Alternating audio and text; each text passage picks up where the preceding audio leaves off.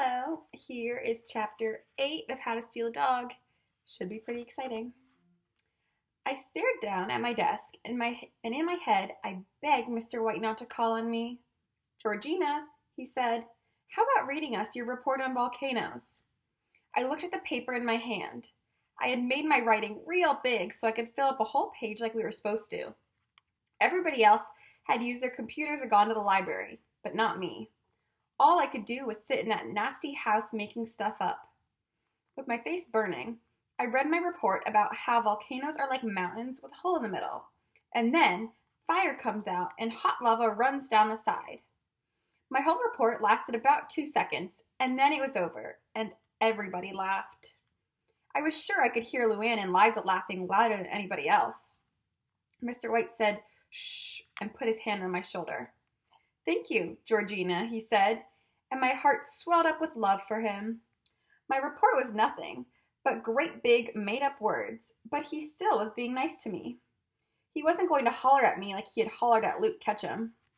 I hadn't been doing too good in school lately, but I still looked forward to being there. At least, at school, I knew how my day was going to go. I knew we'd say the Pledge of Allegiance, and then we'd raise our hands if we wanted grilled cheese instead of chicken fingers for lunch.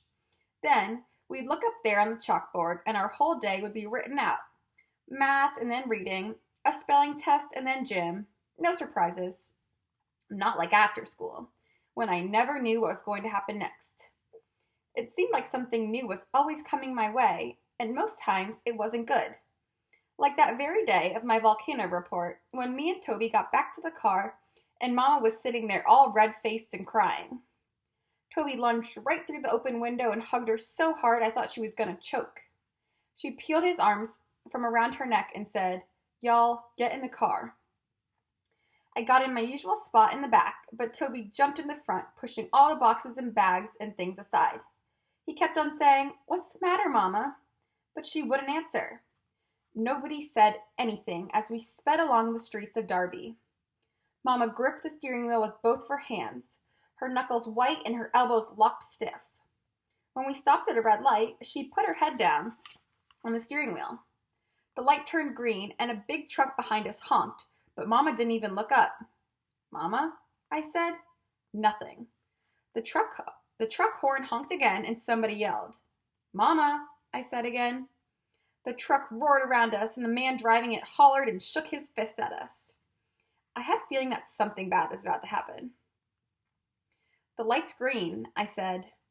Mama lifted her head up off the steering wheel and stared out at the road. Another horn honked behind us. "I got fired at the cleaners," she said. "Can you believe that?" "How come?" I said. Mama breathed out a big whoosh. "Who knows?" she said. "'Cause I was late once or twice, I reckon. Or 'cause I don't use that pressing machine fast enough. Or maybe just 'cause I'm alive." She didn't even turn her head when another car whipped around us, honking like crazy. Maybe you better get out of the road," I said. "Maybe I better get out of the whole darn world," she said, and sounded so mean. She swiped at tears and wiped her nose with her hand. "Maybe I better just disappear off the face of Earth. Poof, like that." She snapped her fingers. "Wouldn't that be nice?" I felt words bubbling up inside me until they came bursting out. "Yeah," I hollered. "That would be nice." I kicked the back of the seat and made Mama's head jerk, but she kept staring straight ahead. "Why don't you disappear, and then me and Toby can do what we want. Right, Toby?" I poked the back of Toby's head, but he just rocked back and forth, sniffling. Another car honked, and Mama sat straight up like she had just woke up. She brushed the hair out of her eyes and started driving again. Nobody said anything as we turned down the dirt road that led to the house. The car squeaked and bounced and rattled. When we stopped, Mama turned off the engine and the car gave one last little shudder. We gathered our things and made our way through the prickly bushes to the front porch. And then we all three stopped dead in our tracks and stared at the old house. Boards had been nailed in a giant X over the front door. Someone had written on the boards in great big letters, "This is private property. Keep out." They had added like a million exclamation points so it looked like this. "This is private property. Keep out."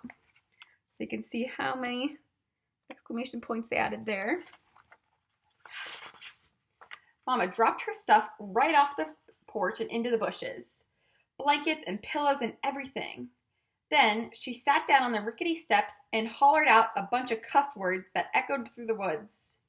Toby got all blubbery, but I just stood there looking at that boarded up door. I was surprised how bad I felt, seeing as how I hated that house. But I guess it had been better than the car after all. I watched the back of Mama's head, and I could almost see her sadness swirling around her. It's a good thing you made us take our stuff out of there every day, I said. She just stared out at the woods. Toby was whimpering and pulling the blankets up out of the bushes. That would have been awful if our stuff was locked up in there, I said. Mama kept staring out into the woods. I guess Beverly Jenkins was wrong about this house, I said. I guess the owner doesn't want us here after all. Mama turned her head slowly and looked at me, and her face didn't show anything. Not mad, not sad, not anything. Then she stood up and gathered the rest of the blankets and stuff. Come on, y'all, she said. Me and Toby followed her out of the car and climbed in. As we made our way back up the gravel road toward the highway, I hummed a little bit, trying to clear the heavy air in the car. Georgina, please, Mama said. So I hushed up. I stared out at the world passing by my window and made up my mind. I was definitely going to steal that dog. Ooh, that's exciting. So that's the end of chapter 8. So I'm curious if you have any predictions on what might happen, or if you have any inferences about this book so far. So the comments on this video get disabled since it's labeled as for kids. So if you want to send me an email or write it on our Google Classroom page, I'd love to hear what you think and what you predict might happen. Thank you.